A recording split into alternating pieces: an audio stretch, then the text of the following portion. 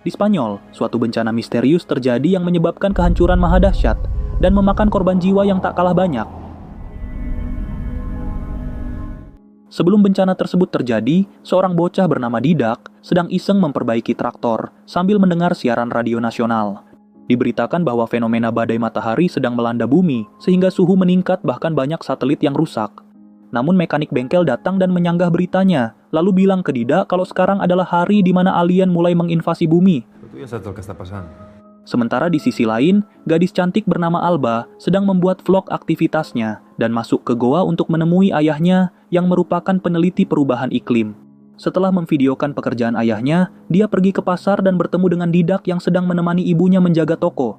Sementara di langit, kilatan cahaya muncul dari berbagai arah dan membuat hewan ketakutan, bahkan terlihat beberapa lebah mati misterius.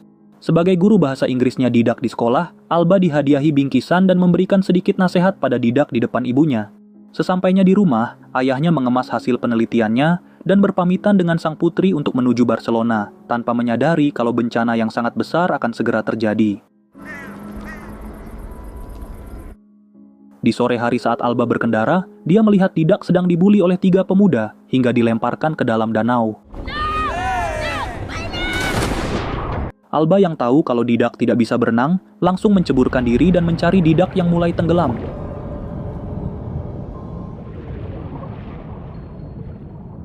Tanpa diduga, langit semakin berpijar dan terjadi badai matahari yang sangat panas selagi Alba menyelamatkan muridnya itu dari dalam air. Setelah berhasil, Alba menyaksikan kobaran api disertai abu di mana-mana. Karena motornya terbakar, keduanya menuju rumah Didak dan mendapati bahwa ibunya Didak meregang nyawa akibat bencana itu. Saat keduanya menuju rumah Alba, banyak mobil yang hangus serta penumpang di dalamnya juga ikut gosong, yang membuat malam itu semakin mencekam. Setelah beberapa waktu berjalan, Alba mengajak Didak masuk ke goa untuk mengambil perlengkapan darurat milik ayahnya dan memutuskan beristirahat di dalam sana.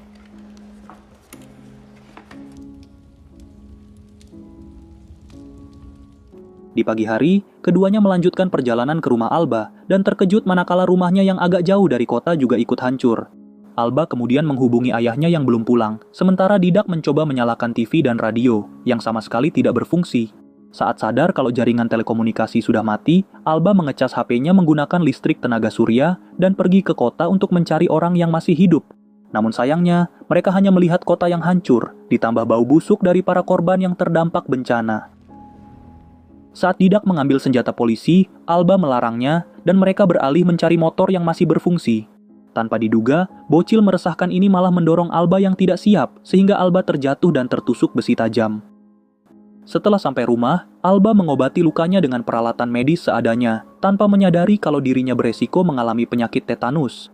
Selama beberapa hari karena lukanya tidak ditangani dengan tepat, Alba mengalami demam tinggi dan lukanya semakin memburuk. Dari buku yang Alba baca, dia berkata kalau dirinya membutuhkan suntikan antibiotik sehingga Didak langsung keluar mencari di kota pada tengah malam, walau Alba sempat melarangnya. Beberapa jam ditinggal sendirian, akhirnya Didak berhasil mendapatkan antibiotik dan segera menyuntikannya karena Alba sudah tak sadarkan diri. Selama menunggu Alba siuman, Didak mengunjungi sang ibu di rumahnya yang sudah hancur lebur dan juga ke bengkel tempat dulu dia biasa bermain.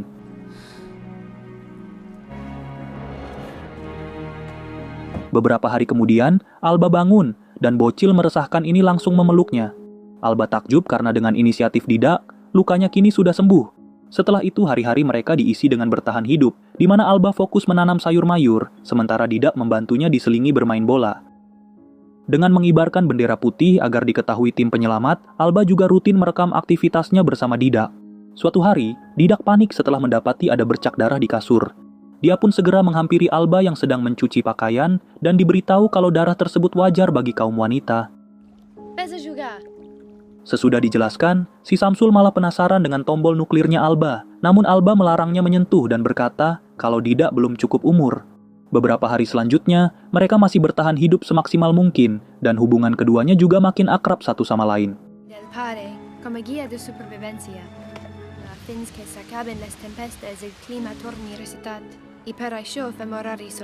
Hingga beberapa tahun kemudian, Didak tumbuh besar dengan badan tegap khas model iklan Elemen, dan hal itu membuat Alba tersenyum kecil.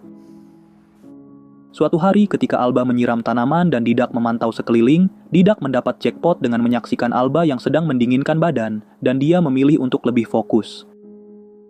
Berbulan-bulan berlalu, Didak memutuskan ke bengkel untuk memperbaiki traktor, dan membawanya ke rumah, sehingga Alba terkejut menyadari bocil yang dulu dia besarkan kini menjadi berguna.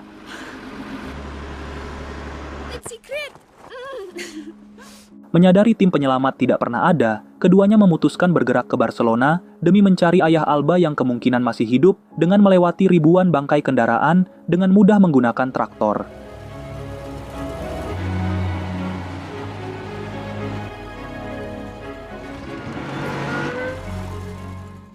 Setelah beberapa kali berhenti untuk mengambil bahan bakar dari kendaraan lain, mereka kian dekat dengan kota Barcelona yang ternyata juga luluh lantah dan akhirnya memutuskan beristirahat sebelum memasuki pusat kota. Keesokan paginya, keduanya melihat kehancuran yang sama seperti tempat tinggal mereka dan Alba mencoba menghubungi ayahnya, namun tidak berhasil sehingga Didak juga ikut bersedih. Setelah berkeliling dan tidak menemukan siapapun, mereka singgah ke stadionnya Bang Messi dulu saat di Barcelona, yaitu Jalak Harupat Stadion. Karena sepi dan ingin merasakan atmosfer stadion megah tersebut, Didak bermain bola di sana sementara Alba menyaksikan sambil merekamnya. Setelah Didak berhasil mencetak gol, dia selebrasi sambil mengangkat bajunya di depan Alba, dan Alba kembali menganga melihat tubuhnya sampai HP-nya terlepas. Mereka dengan malu-malu berciuman, dan kemudian di malam hari yang sunyi dengan ditemani cuaca buruk di stadion tersebut, mereka memutuskan untuk mengunboxing satu sama lain, sambil berharap ada orang lain yang masih selamat.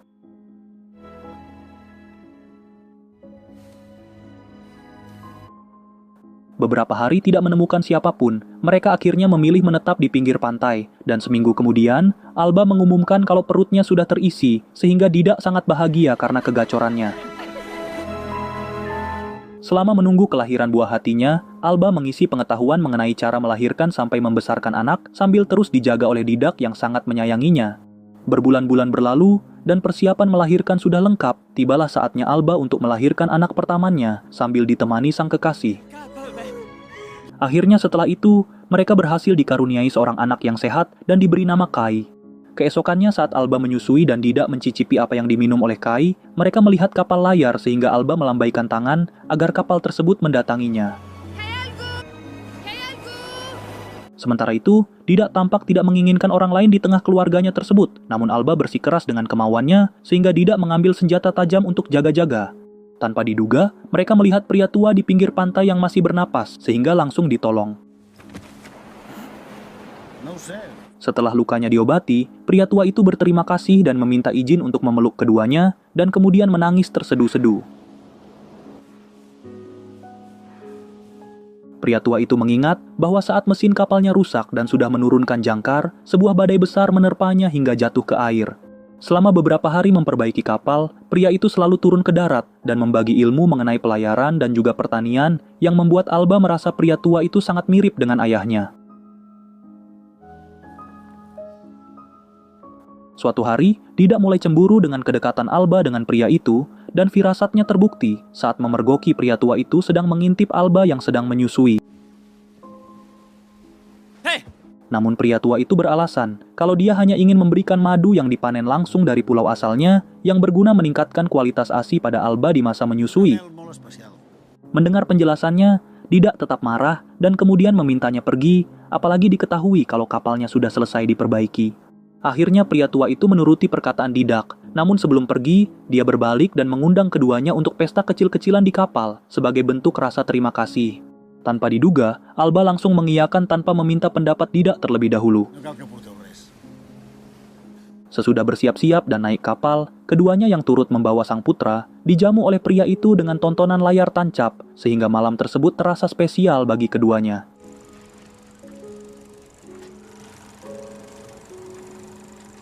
Namun malapetaka bagi keduanya terjadi di pagi hari ketika Didak sadar kalau kapal sudah menjauhi daratan dan tiba-tiba pria tua itu menghajarnya sampai terjatuh ke air.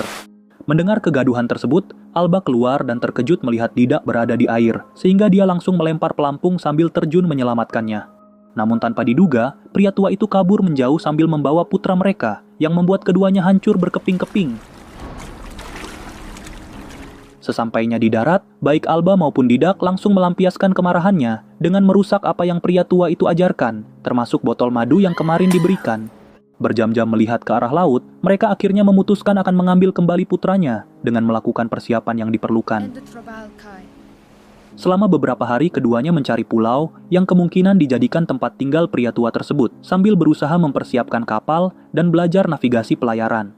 Setelah itu, Alba mendapat petunjuk melalui bunga yang biasa memproduksi madu, sehingga mereka langsung bergegas ke pulau yang memiliki bunga yang dimaksud. Setelah semua siap, mereka berlayar selama beberapa jam ke pulau yang kemungkinan benar, dan saat sampai, ada lebah yang hinggap, dan syukurnya mereka juga menemukan kapal si pria tua. Karena kapal tersebut kosong, mereka memutuskan turun ke darat sambil membawa senapan dan masuk ke dalam hutan, sampai kemudian mereka menemukan bangunan tua misterius. Tiba-tiba, mereka melihat pria tua yang dicari sedang keluar dari gudang bawah sambil memakai pakaian khusus untuk memanen madu. Keduanya pun segera mengambil kesempatan tersebut, di mana Didak bertugas mengawasi pria tua, sementara Alba turun ke bawah gudang. Putranya pun ditemukan terkunci di dalam kandang besi, sehingga Alba meminta bertukar posisi agar Didak membuka kandangnya dengan perkakas. Namun saat Didak terlalu lama dan Alba lengah dalam mengawasi, pria tua yang melihat Alba di tempatnya langsung menyerang sambil merebut senjatanya. Mendengar keributan itu, Didak naik namun nasi sudah menjadi nasi goreng, sehingga keduanya terpaksa menuruti kemauan pria tua bangka tersebut. Mendengar Kai terus menangis, Alba memohon padanya agar diizinkan menyusui karena pasti putranya sangat kelaparan. Akhirnya pria tua itu mengizinkan Alba untuk menyusui putranya, namun dengan ancaman akan ditembak jika melakukan perlawanan. Saat menyusui di gudang bawah, kita sempat mengira kalau pria tua itu akan mengunboxing Alba di sana, namun ternyata dia lebih memilih untuk mengawasi Didak. Tanpa diduga, Alba memutuskan lari sambil membawa putranya, tapi sialnya dia ketahuan, sehingga pria tua itu langsung mengejarnya ke arah dermaga. Setelah lari beberapa puluh meter, dan pria itu semakin dekat dengan Alba, dia berhenti untuk bersembunyi sambil menyusui putranya, agar tidak bersuara. Tak lama kemudian, pria itu mendengar suara tangisan, dan sesudah diperiksa, dia mendapati HP yang sedang memutar video Kai, sehingga sadar kalau Alba berusaha membebaskan Didak. Pria itu langsung balik kanan sementara Didak berusaha dilepaskan Alba, namun karena sudah ketahuan, dia menyelipkan pisau lipat ke tangan Didak sebelum menjauh. Ketika Alba ditodong, Didak yang masih lemas menyerang pria itu namun kurang maksimal. Alba pun mengambil senapan yang terjatuh dan mengarahkannya ke pria itu, tapi karena tidak langsung menembak, pria itu berhasil mendekat dan hanya tertembak di bahu sehingga masih bisa melawan. Didak yang melihat hal tersebut langsung bangun dan menyerangnya menggunakan cangkul, namun pria itu mampu menangkisnya sampai membuat Didak jatuh tersungkur. Pria tua itu dengan sigap berhasil mengambil senapan, lebih cepat sekian detik dari Didak yang mengambil celurit. Tanpa diduga demi menyelamatkan putranya, Didak memutuskan melibasnya hingga tewas dan terdengar suara tembakan, namun untungnya dia masih kuat berjalan untuk memeluk putranya. Alba yang sudah sadar dari benturan, ke atas menemui Didak yang kemudian langsung jatuh karena ternyata dadanya terkena tembakan.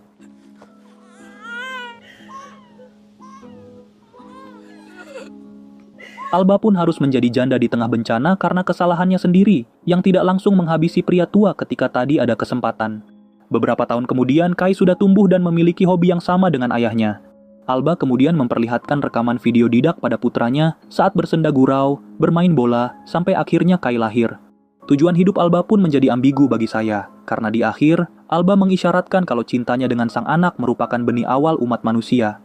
Terima kasih sudah menonton 46 Movies. Jangan lupa subscribe bila suka, dan sampai jumpa di alur cerita film berikutnya.